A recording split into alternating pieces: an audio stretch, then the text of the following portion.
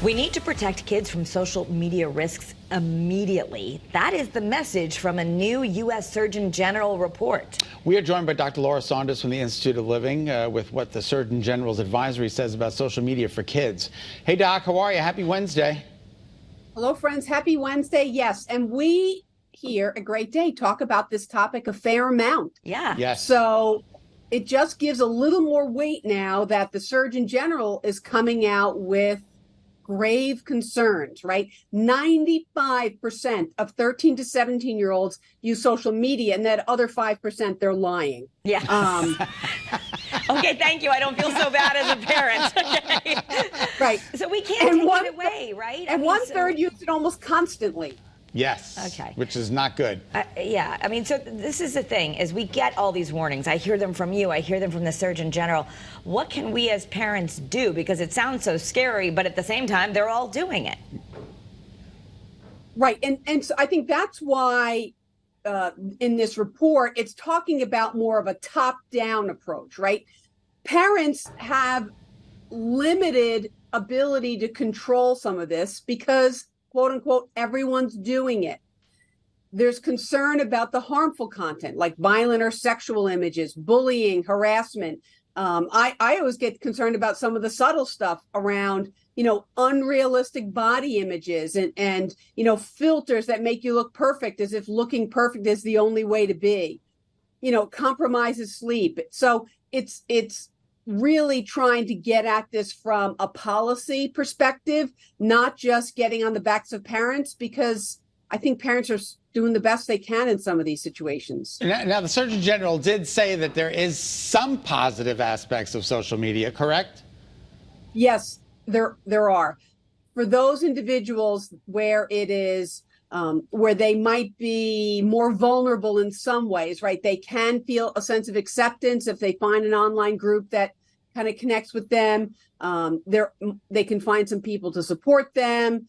They can show some creativity. There's some online forums where you can show your art, and it can allow individuals to feel more connected.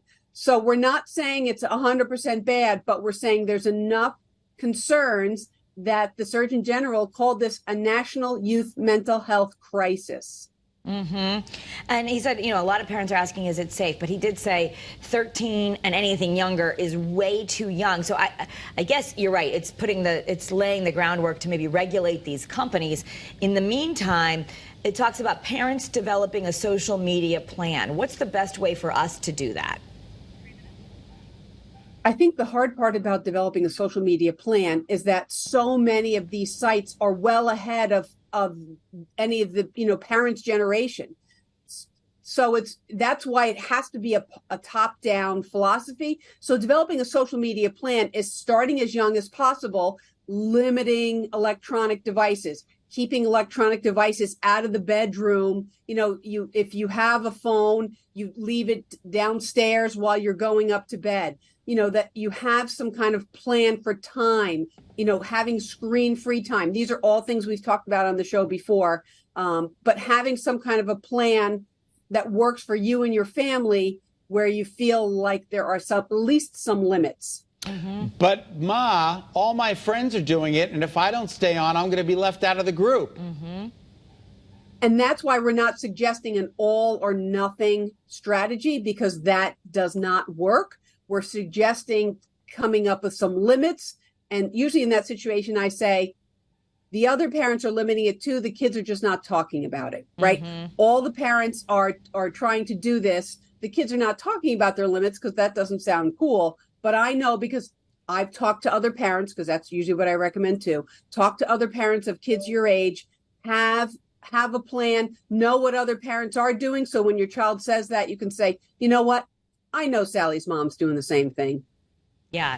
And I mean, I know, parents do have some control, like especially a lot of people are using iPhones. They've got the screen time thing, so the phone's going to shut off at least at night, so they can't use it.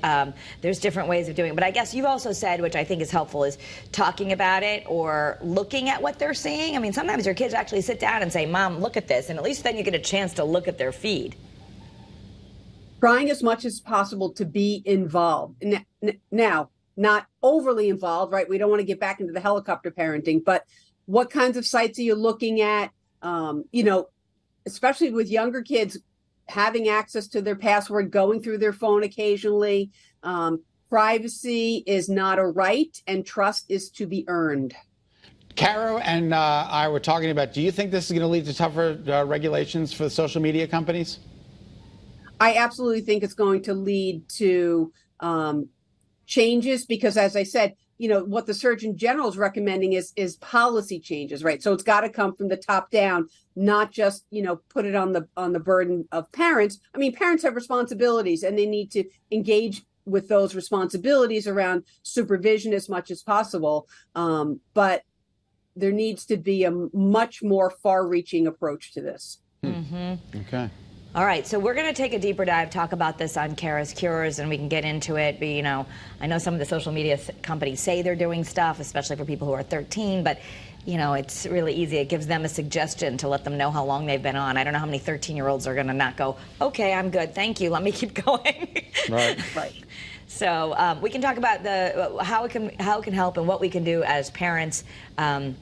First generation to be growing up like this, so we have to pay attention. All right. Thanks, Dr. Laura Saunders from the Institute of Living. We appreciate your time.